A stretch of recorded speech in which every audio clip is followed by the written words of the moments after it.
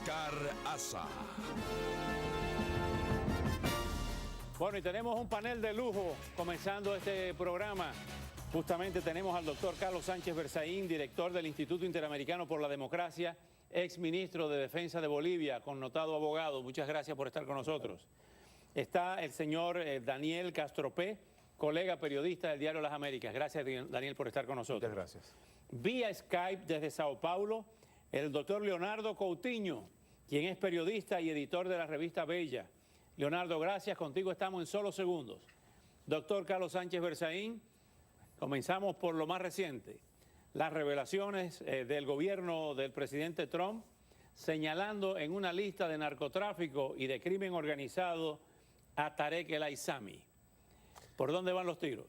Bueno, lo que dice el informe que se ha emitido desde el gobierno norteamericano es que este es el resultado de un largo proceso de investigación que tiene que ver con tráfico de drogas, con despacho de drogas desde Venezuela y con lavado de activos, porque además de estar mencionado el vicepresidente de Venezuela, está mencionado lo que es su testaferro, su palo blanco, con bienes en Estados Unidos y en otros países. Y la señal es muy clara.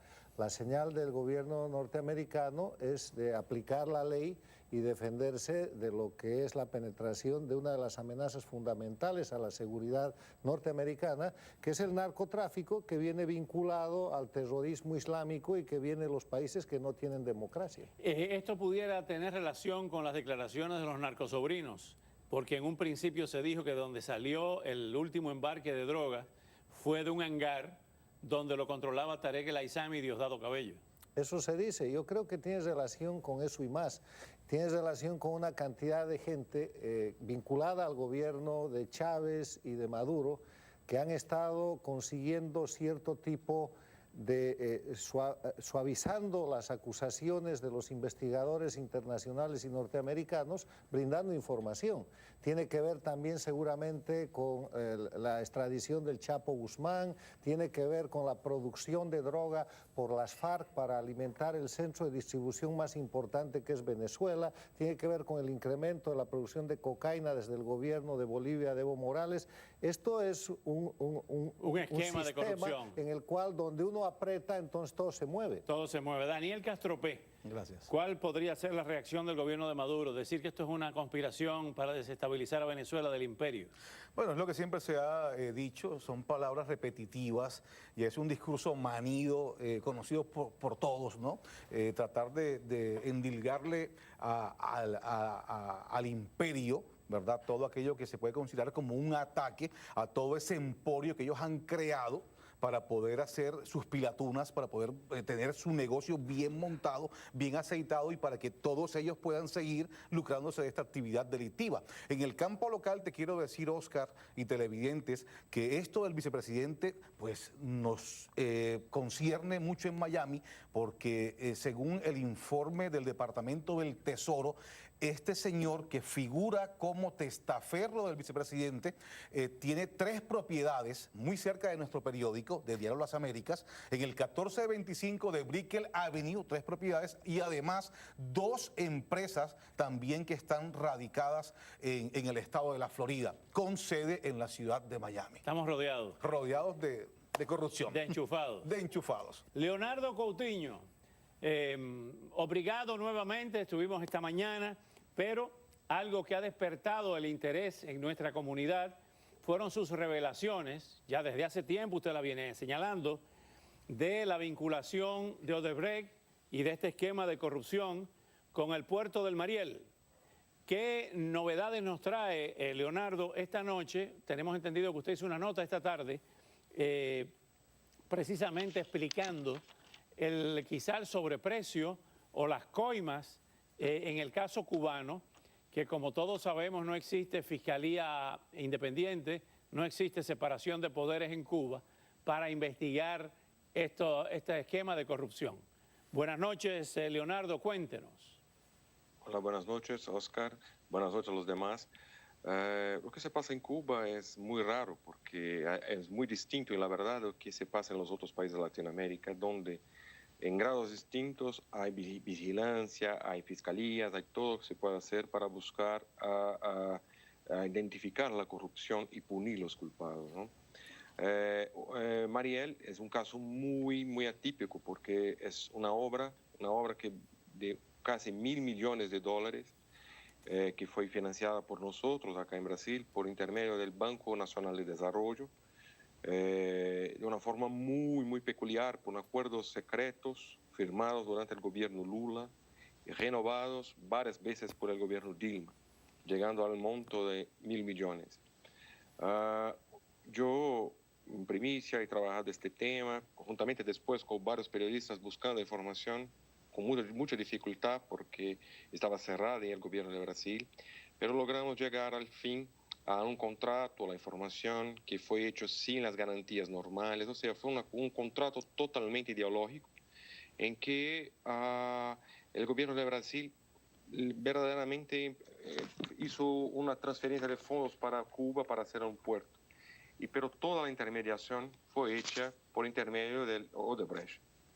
Formalmente es un acuerdo entre Cuba y Brasil, pero en la verdad, cuando se miran los papeles, se miran los contratos que después yo recibí en mis manos, se prueba que era un acuerdo en la verdad entre Odebrecht y Cuba y que Brasil entra solamente como haciendo los pagos, enviando la plata. Pero quien nos escucha, hay que pensar que no es un préstamo normal. Cuando Brasil hace esta transferencia de plata, se hace de la siguiente manera, de la siguiente forma. Cuba contrata el préstamo de $1.000 millones, como fue el caso, pero la plata no sale de Brasil para Cuba directamente. El pago es hecho para Odebrecht. Entonces, Odebrecht hay que hacer todo el trabajo, comprobar que hizo el trabajo, y Cuba hace el periodo de liberación de la plata.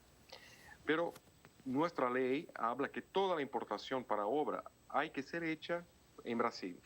Entonces yo hice en 2005 un trabajo de investigación que comprobó que solamente 22% del valor de la obra fue comprado acá en Brasil por importación de productos, que es muy sospechoso. Y hay dos hipótesis. La primera hipótesis es que hay un sobreprecio tremendo de casi 4 veces el valor de la obra. O una hipótesis es que hay un sistema de corrupción tremendo, tan grande también, que para justificar por qué importaron tan pocas cosas acá en Brasil. Hay una investigación, sí. Hay investigación en nuestros tribunales para buscar, pero siempre investigamos desde Brasil. Nadie va a poder investigar en Cuba porque todos ustedes conocen Cuba, no hay democracia, no hay transparencia para este tipo de contratos, ¿no? De contrato. Muy grave lo que se pasa allí. Otro tema importantísimo es el de Colombia. El caso de Colombia, donde ya hay sectores del país político en Colombia que están pidiendo la renuncia del presidente Santos. Vamos a escuchar parte de lo que conversamos hoy con el expresidente Andrés Pastrana. Vamos a escuchar al fiscal de Colombia en el momento que leía los señalamientos, las acusaciones, revelaba la corrupción de Odebrecht en Colombia. La Fiscalía ha logrado acreditar que la suma de $6.5 millones que fue entregada como soborno para obtener la adjudicación del denominado tramo 2 de la Ruta del Sol fue girada en varios instalamentos a una cuenta privada abierta en la banca privada de Andorra, a favor de la sociedad panameña denominada Lurion Trading Inc., constituida el 20 de enero del año 2010. Las acciones fueron emitidas inicialmente al portador y son de propiedad de varios ciudadanos colombianos que, según las evidencias que ya posee la Fiscalía, obraron por cuenta del viceministro de Transporte de la época, Gabriel Ignacio García Morales. El señor Otto Bula tramitó durante el año 2014 2 giros hacia Colombia por la suma de $1 millón, cuyo beneficiario final habría sido la gerencia de la campaña Santos, presidente 2014. Eso en cualquier país grande, me refiero de Europa, hubiera provocado ya la renuncia del presidente.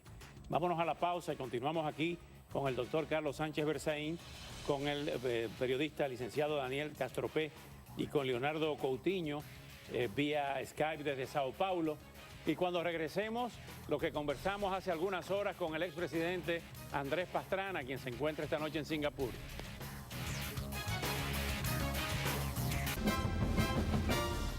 Y en medio de estos bombazos de revelaciones noticiosas, vámonos a la conversación que sostuviéramos hace algunas horas con el expresidente de Colombia, Andrés Pastrana. Porque los otros rumores que existen en Colombia es que el presidente Santos y su campaña utilizaron la Fundación Buen Gobierno, que es la fundación del presidente de la República, que tiene ya hace varios años, y lo preocupante es que se dice que en esa fundación se han movido recursos para campañas electorales, y lo dicen parlamentarios que hoy están en el Congreso de Colombia. Es importante que el país conozca quiénes están financiando esa fundación. El señor Ramón Fonseca Mora está implicando directamente al presidente Varela. ¿Cree que de ahí pudiera también salir más información sobre el gobierno del presidente Santos?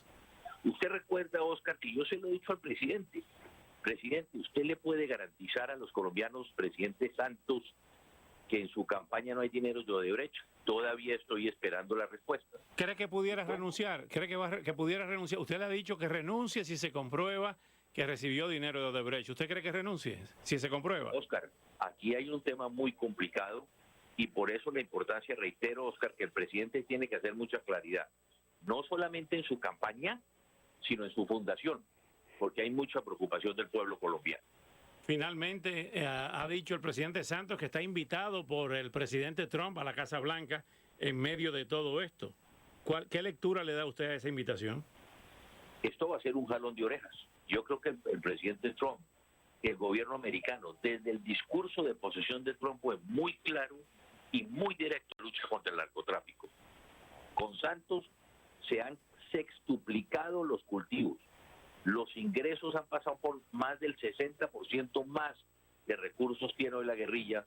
Hoy hay una inmensa preocupación en el gobierno americano con lo que está sucediendo. Colombia volvió a ser el país número 1 productor de cocaína, que no lo era.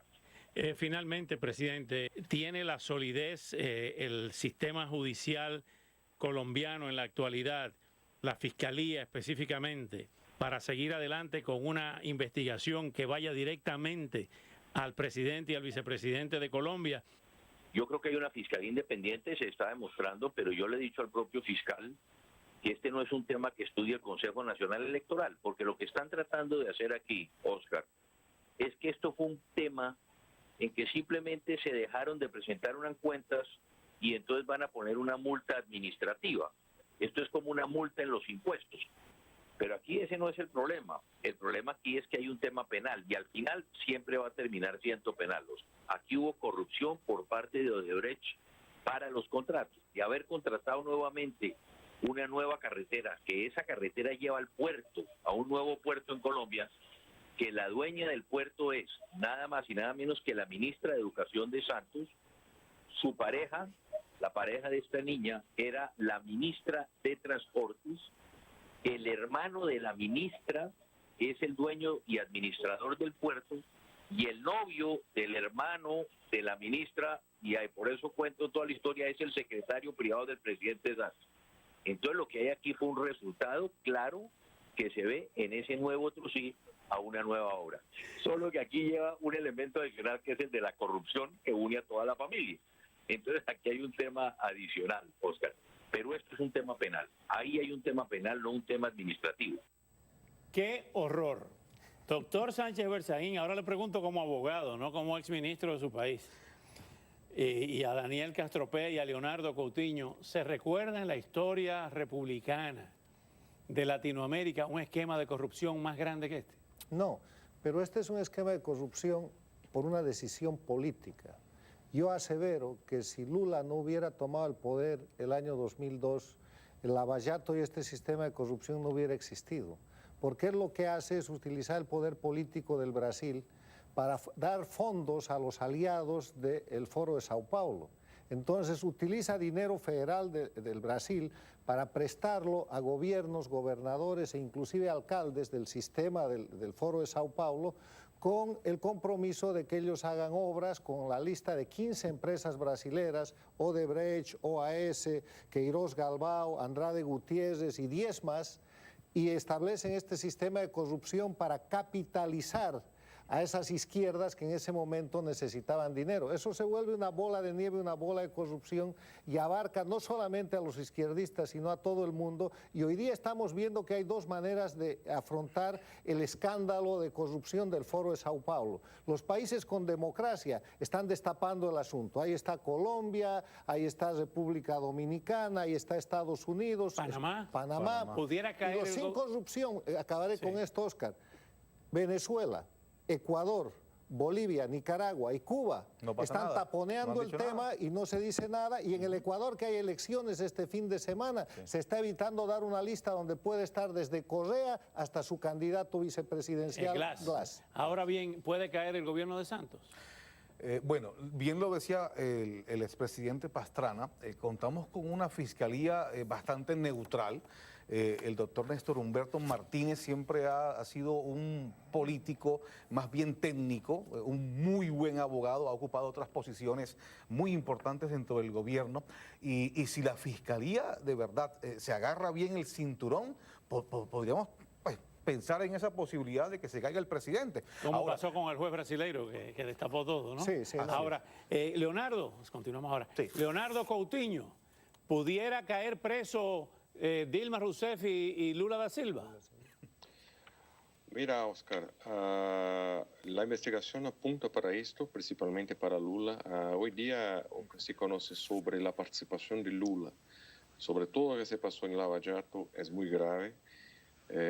Lula está involucrado, está ya bajo juicios, varios juicios, investigando varias cosas que le están imputando varios crímenes.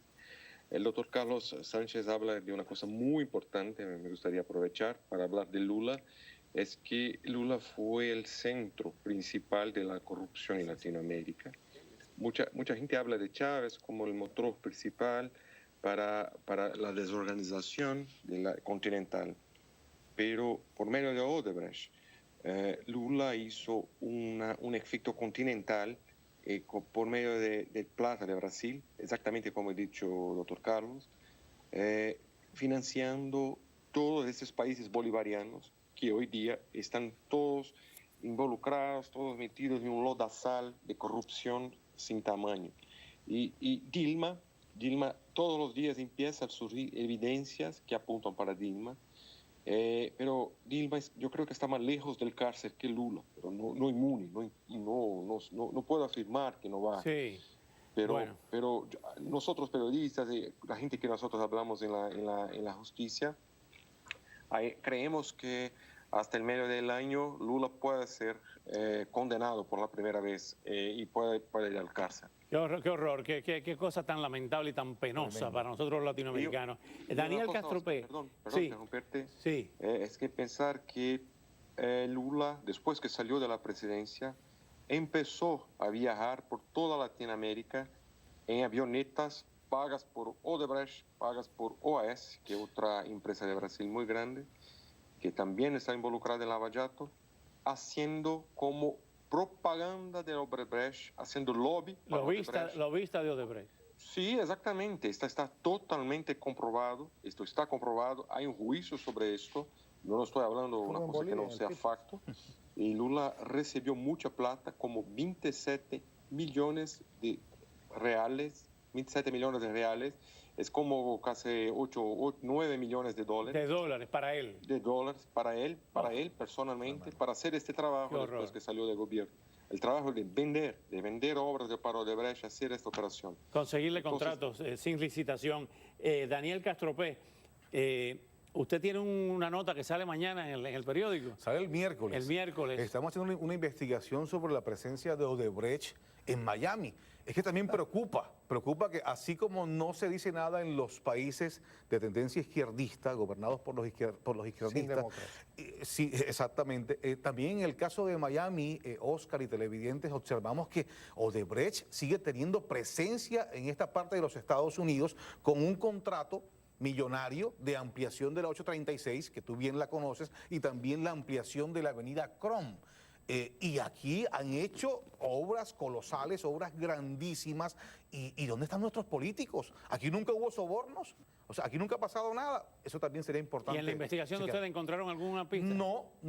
Porque le preguntamos esta mañana precisamente a Leonardo, en el trabajo que él hizo para Bella, y dice que en el caso de los Estados Unidos no hay ningún indicio en los archivos de Odebrecht de que hubo coima aquí en Estados Unidos. Pero off the record, hemos hablado con algunos dirigentes políticos, en especial con uno que tiene mucho tiempo de estar en la comisión Condal, y él nos decía off the record que aquí hace 20 o 30 años esta compañía hacía las grandes obras y que él no descarta que pudo haber algún trato extraño o malos manejos, en fin, no sé. Doctor, Para que haya corrupción tiene que haber dos partes.